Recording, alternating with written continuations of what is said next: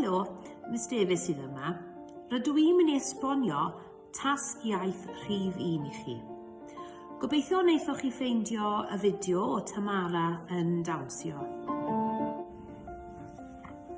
Ar ôl i chi wylio'r clip, rydw i eisiau chi feddwl yn ofalus am y cwestiynau yma. Beth ydych chi'n meddwl yw breuddwyd Tamara?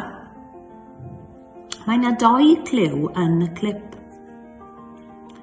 Yn ogystal â hyn, beth ych chi'n credu oedd mam yn meddwl amdano wrth iddi sefyll yn y drws yn gwylio Tamara yn dawnsio? Mae mam Tamara yn dweud wrthi i anelu am y sêr.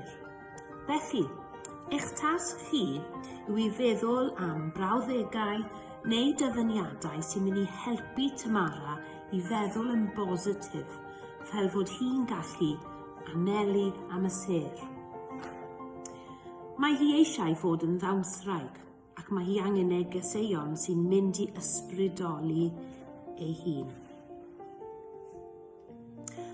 Mae negeseuon bositif sy'n enwog ar draws y byd. Felly, dwi'n mynd i ddangos i chi rhai esiamplau o'r negeseuon yma.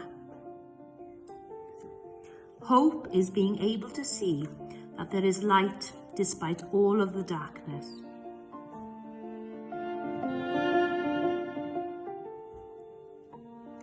It is our choices that show what we truly are, far more than our abilities.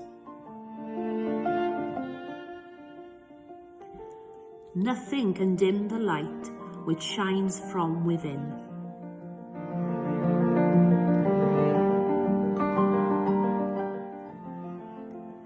Don't worry about failures, worry about the chances you miss when you don't even try. Bydd eich negeseuon chi, Tamara, angen fod yn Gymraeg. Felly nesaf, rwyf yn mynd i ddangos esiamplau gwych i chi o ddyfyniadau Gymraeg a hefyd geiriau gwych Cymraeg y gallwch ddefnyddio.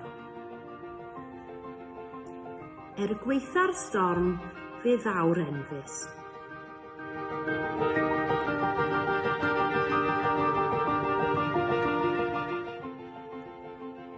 Gorau adnabod, dydnabod y hun.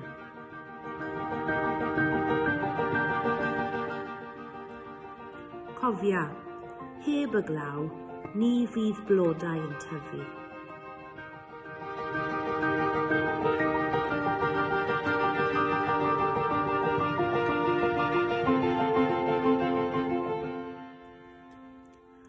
Bydda'n garedig i dy hun, rwy ti'n gwneud yn anhygoel.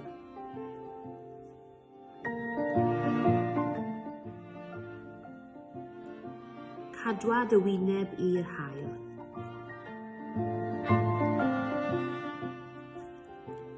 Hapusrwydd ddaw yn y pen draw.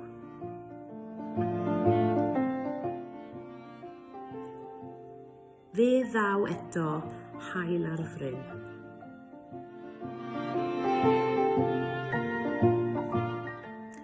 Dyna'r esiamplau o'r dyfyniadau all helpu ysbrydoli Tamara.